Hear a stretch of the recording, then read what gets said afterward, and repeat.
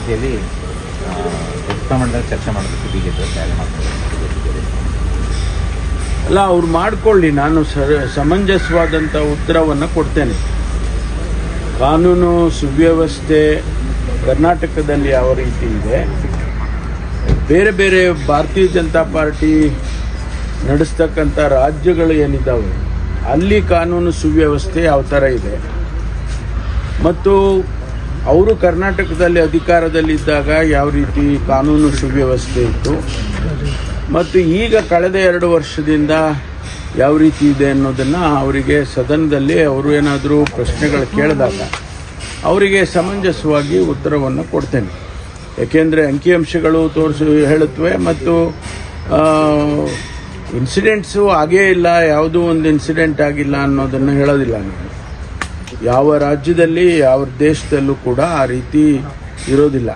ಆದರೆ ಅವರು ಆಡಳಿತ ಮಾಡುವಾಗ ಏನಿತ್ತು, ನಾವು ಆಡಳಿತ ಮಾಡ್ತಾ ಇರುವಾಗ ಏನಿದೆ ಅನ್ನೋದನ್ನು ಹೇಳ್ಬೇಕಲ್ವಾ.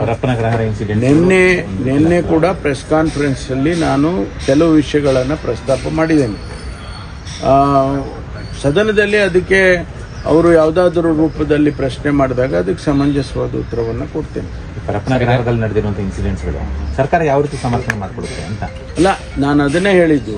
ನಮಗೆ ಪರಪ್ಪನ ಅಗ್ರಹಾರದಲ್ಲಾದಂಥ ಘಟನೆಗಳು ಯಾವಾಗಾಗಿತ್ತು, ಮೆಜಾರಿಟಿ ಆಫ್ ದಿ ಇನ್ಸಿಡೆಂಟ್ಸು ಯಾವಾಗಾಗಿದ್ದಾವೆ, ಆ ಘಟನೆಗಳು ಯಾವ ಆಡಳಿತ ಯಾವ ಸರ್ಕಾರ ಇತ್ತು ಆದಾಗ ಅದನ್ನೆಲ್ಲ ಹೇಳ್ತೇನೆ ನಾನು.